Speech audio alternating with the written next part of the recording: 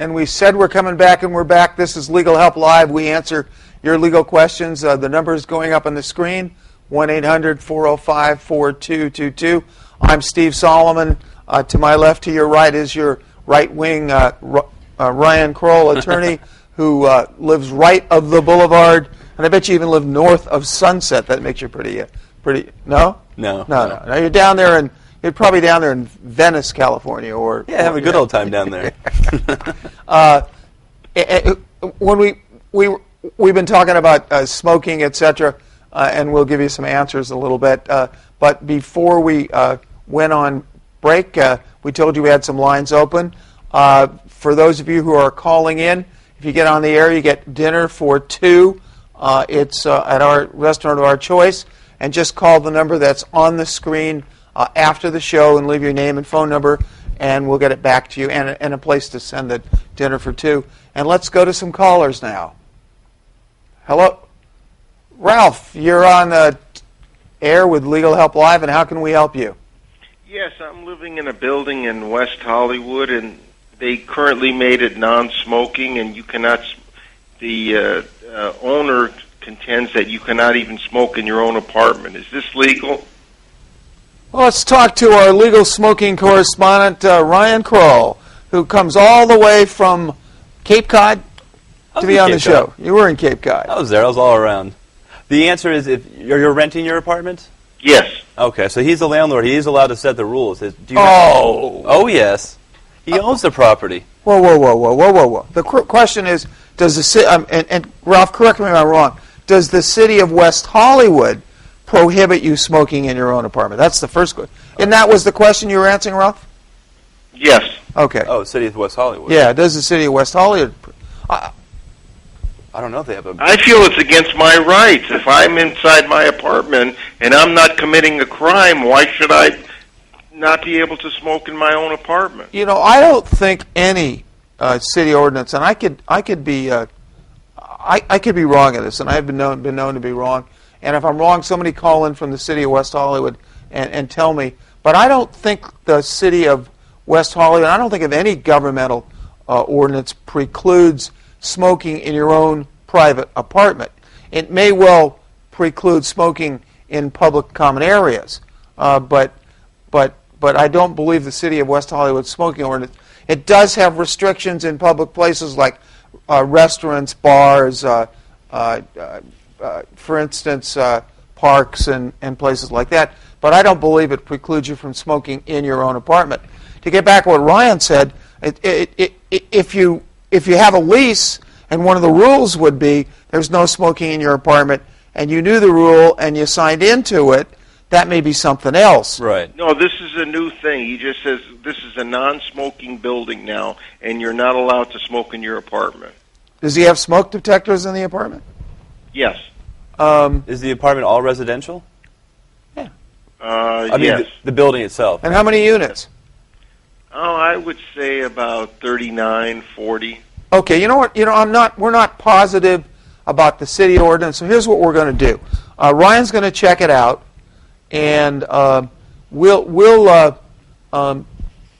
you'll call that 800 number and leave us a phone number to get back to you, or an email, or if you tweet us with your email, we'll get back to you with an answer. And when we're back on the air, we'll also give you the answer. But generally, the answer is no. They can't restrict you in your apartment unless you have some contractual agreement. It doesn't sound like you have. There's nothing in your lease on it. There's no rules you've signed on it. Right, and you've been. Right, and the next thing they could say is no drinking in the apartment. Oh my goodness. I mean, what's to stop them from going farther? Yeah. I understand, and you've been living there for some time now? Yes. Well, they've got rules that say that you can restrict dogs from being in an apartment. Right. Right. You can have senior-only apartments under certain circumstances. But their people know going in that these are the rules and regulations. I don't think at this point the law has gone that far. But if I'm wrong and there's an ordinance on it, we'll at least bring it to your attention. That doesn't say it's valid or not. That's another question. Right, or it's yeah, it may not be enforceable, but it might be there. But we will take a look at that for you, Ralph. Okay, thank you very much. Wow. That's interesting. Learn something new every day, maybe. We'll get. Okay, let's go to the phone, and it's Deborah. Deborah, come on in. You're in Legal Help Live. You've just gotten a dinner or lunch for us for two. How can we help you? Yes, I had a question, and you were talking about bosses. And I wanted to know what legal steps could you take to against your managers from like following you around everywhere within the company? Okay, yeah, we were talking about a new website that we put up there called MyBossStinks.com, and it's an informational website about everything about discrimination and harassment on the job and payment of overtime and meals, etc. That's MyBossStinks.com. Pretty easy to remember. Okay. So, what part of Southern California are you calling from? Southern California, Los Angeles, California. And what part of LA? South Central. Okay, so you're on a job. Is it a government job or is it private enterprise? It's a government. Okay, and the boss is following you around all the time? All the time. Why? I don't know. Wait, no, wherever you go, is this your immediate supervisor or the department head or? It's department heads, floor line supervisors, all of them. Okay, what kind of work do you do without, I don't want to get you in trouble on the job, but what kind of work do you do? I would rather not say. Okay, well, for instance, if you're working in a police department and you're a dispatcher, there are other people listening to calls, there are people walking around making sure they can help you if there's a problem. So just explain to Ryan and myself what this person does. Well, it's just like every avenue I turn, every alleyway, every restrooms, break areas, everything. It's management's just always behind me, just 2 steps behind me. Is this person a male or a female? Male and females. Wow. And did you say restroom? Has the male ever followed you into the restroom? No, not males, but female managers. Okay. Are you in one of these sensitive jobs where it's? Yes. Well, it's difficult without knowing what the job is. Are you a member of a union in the bargaining unit in the city of LA? Yes. You know what I would do? You have a memorandum of understanding, which is basically a contract between the city and yourself, and it may well be that what they're doing violates the contract, the labor contract. And I think the first thing I do is I would go see the attorney for the union and find out whether or not what's going on is grievable and whether you can file a grievance and get it resolved through either arbitration or some type of negotiation with the union on your behalf. Do you have any idea as to why? Are they signaling you out as compared to everyone else, or are they following everyone else as much as they follow you? No, I'm like a prime target, seem like. How many years you been there? For about 20 years. So you got lots of seniority. There's something going on. I think. Are you a member of the union? Yes. Have you been to the union? Yes. And they won't do anything? Well, they did what they could, but it's just nonstop. It would not stop.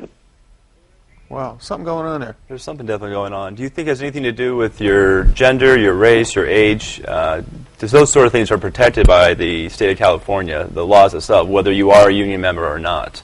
Right. Is there anything along those lines, or is it just like a personality conflict? I think it's all above and a personality conflict, yes, that too. Okay, here's what I want you to do. Are you computer savvy? A little bit. Okay, well, go to mybossStinks.com. Okay. Take a look at the information that's on the website, mybossStinks.com, and then if you have any further questions on it, just call that 800 number and we'll try and get into it a little deeper off the air, okay? Okay, thank you. Sure. Wow, can you imagine working on a job and having somebody looking at you all the time? Wow. No, not at all. Not at all. Well, they used to do that to me all the time, didn't you? Well, no, we're looking at your work all the time. 1-800-405-4222. 2 free meals for any place that we choose or Ryan chooses. If we get you on the air, Wolf, how much time do we have till the break?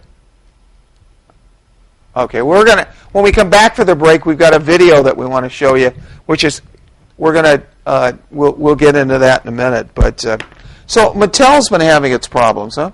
I've heard a little bit about that. What recently? Well, they went. They have.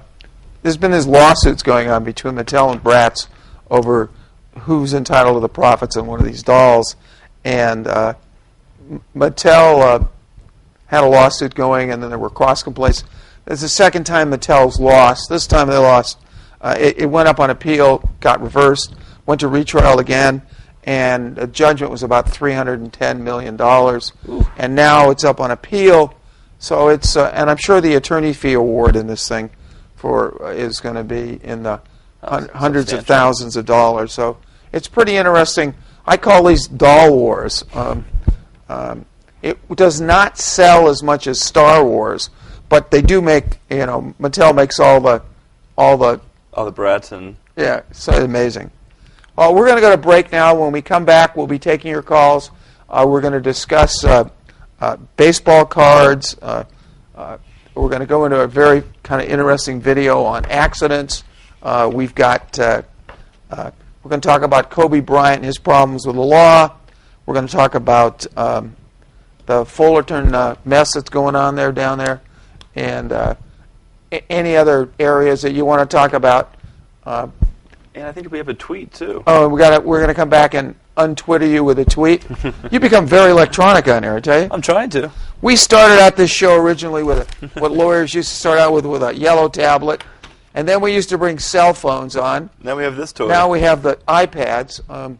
It's amazing what's happened electronically. Absolutely. So we're going to go to break right now. When we come back, we'll get back and start off with a video. For those of you, we've got a line open in San Fernando Valley, one in South Central, and one in Los Angeles. The number is on the screen.